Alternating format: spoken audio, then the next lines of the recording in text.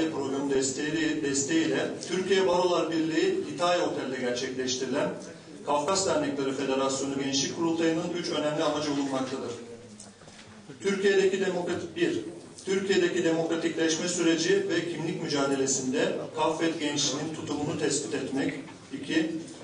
Anavatan ve diasporada toplumun geleceğini etkileyecek konular üzerinde değerlendirme yapmak. 3. Çerkes gençliğinin örgütlere etkin katılımının önündeki engellerin tespit edilerek katılımı temin etmenin yöntemlerini belirlemek. Merkezi örgütlenme modeli üzerinde tartışma yürüterek merkezi gençlik örgütlenmesinin çalışmalarını başlatmak. Kafvet'e bağlı 28 dernekten 60 temsilci ve izleyicinin katıldığı kurultayda aşağıdaki oturumlar gerçekleştirilmiştir. 1. Demokratikleşme süreci ve Çerkesler. 2. Diaspora, Anavatan, Rusya Federasyonu ilişkileri. 3. Örgütlenme sorunları ve gençlerin örgütlüğe etkin katılımı. Demokratikleşme süreci ve Çerkesler. Çerkesler, geçmişten gelen baskı, asimilasyon ve sindirme politikaları nedeniyle yıllarca kimliklerini ifade edemediler. Geçmişten sarkan birikimler, vatandaş Türkçe konuş kampanyaları, Manyas sürgünü, Gönen ve Manyas sürgünleri, Çerkes etem üzerinden Çerkeslerin ötekileştirilmesi, askeri darbeler ve benzeri yollarıyla pasifize edilmiş nispeten yaşlı nesillerin kimliklerini öne çıkarmaları ve ifade etmeleri engellenmiştir. Geçmişte yaşananlar ve geldiğimiz noktada ülkemizde devam etmekte olan demokratikleşme sürecine ilişkin olarak bakış açımız ve taleplerimiz aşağıdaki gibidir. Anayasada vatandaşlık tanımı belirli bir etnik köken ve milliyet üzerine inşa edilmemeli, birey hak ve özgürlükleri üzerinden tanımlanmalıdır.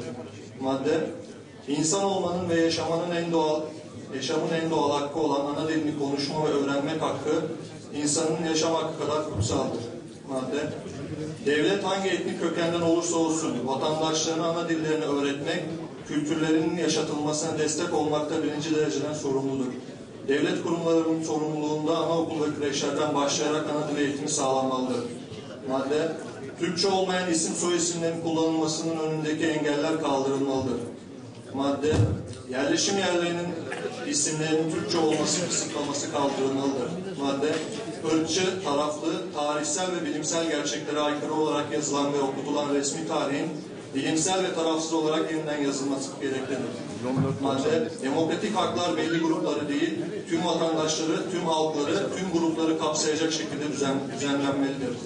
Madde, tüm vatandaşların doğru temsiliyeti adına merkezi ve yerel yönetimlerde temsil edilebilmesi amacıyla anayasa, seçim barajı gibi temsiliyeti engelleyen düzenlenmeleri önleyici hükümler içermemelidir.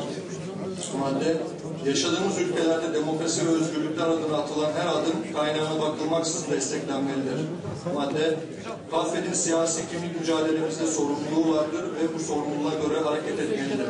Madde, demokratikleşme sürecinde hak mücadelesini yürüten diğer gruplarla beraber gündeme gelmeyen azınlıkların da hak mücadelelerine destek verilmelidir. Madde, toplumumuzun bu hakların Çerkes, Kürt, Laz ve benzeri hakkı değil, insan hakkı olduğu noktasında bilinçlendirilmesi gereklidir.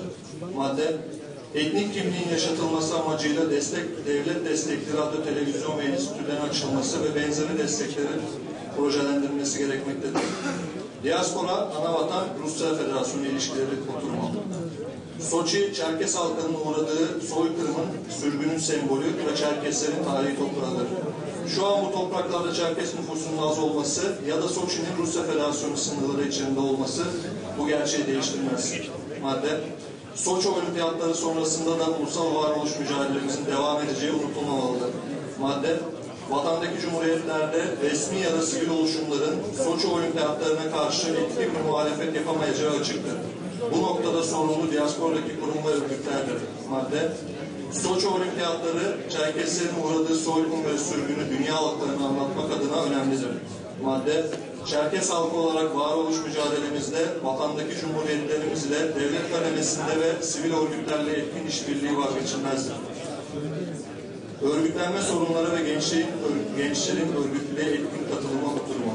Madde, gençliğin örgütlülüğe katılma önündeki önemli engellerden biri, gençlik temsiliyetinin derneklerin ve Kafvet tüzüğü içerisinde yer almıyor olmasıdır.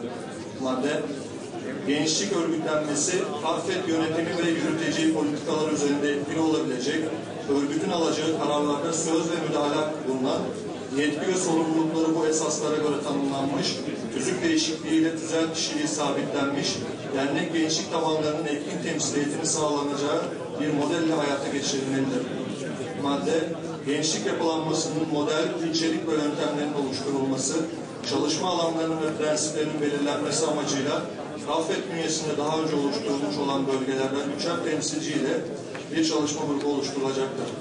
Bu çalışma grubunun bölge adaylarının tespit edileceği toplantıları organize etmek ve kurultay katılımcıları tespit etmek üzere kurultay katılımcılarından haberciler tespit edilmiştir. Bildiri burada bitiyor. Bu haberciler gerekli toplantıları yaptı. Affet'in belirlediği bölgelerden 3'er temsilciyle bir gençlik kolları oluşturuldu. Bu sadece bir müvedir. Gençlik örgütlenmesinin yapılanması için çalışmalara başlayacaktır. Bilginize teşekkür ederim.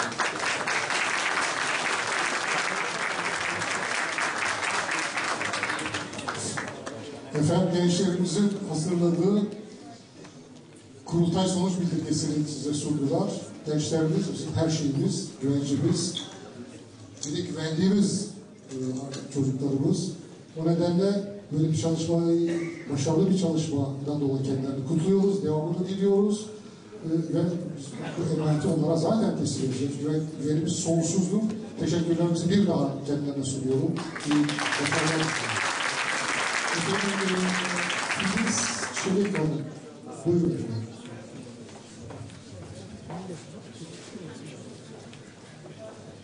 Değerli Hazirun, bugün genel kurul delegelerinin belirlenme yöntemiyle ilgili bir oylama yaptık hepinizin bildiği gibi.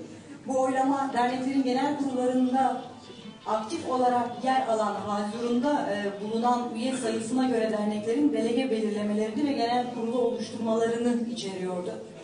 Ancak mevcut durumda zaten üye sayısına göre belirlenmiş delegasyonun bulunduğu salonda bana göre çok da adil bir sonuç olmadı. Bu tabii ki kişisel düşüncemdir. Geçmeyeceği zaten belliydi.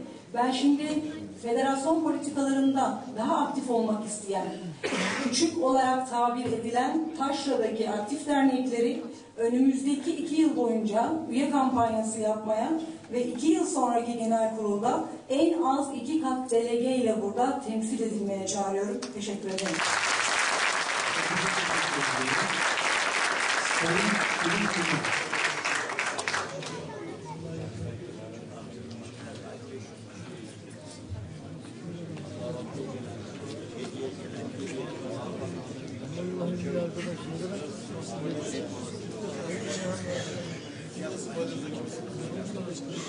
Sayın Divan, sonuçları açıklayacaksanız ben konuşmaktan merak ediyorum. Değerli Hazirun, az önce adaylardan programla ilgili güzel şeyler duyduk.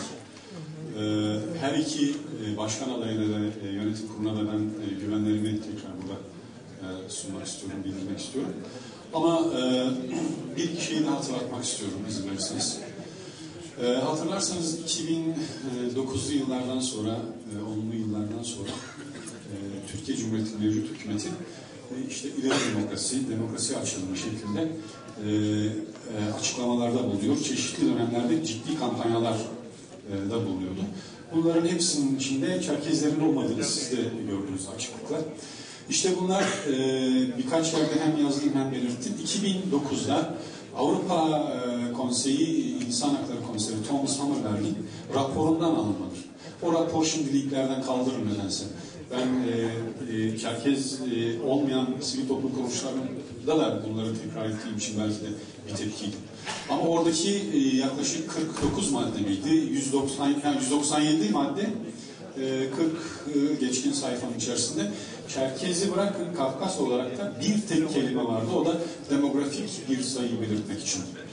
İşte bu noktadan hareketle benim önerim gelecek olan arkadaşlara, biz dışarıda Birleşmiş Milletler'in ilgili en az 2 seksiyonunda, biz Avrupa Birliği'nde ilgili seksiyonlarda, yani evrensel insan hakları temellerinin, insan haklarının en çok savunulduğu o temeller üzerine kurulmuş uluslararası örgütlerde olmaz isek, bir biçimde sesimizi duyurmaz isek, Soçi konusunda da bunu kullanmaz isek, o demokrasi paketlerinin içerisinde yer almamız çok zor olacak.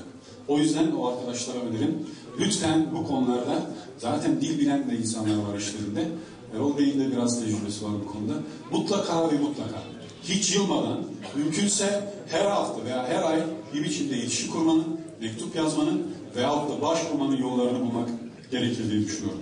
Bunun için özellikle konuşmak istedim. Dinlediğiniz için teşekkür ederim. Sağ olun.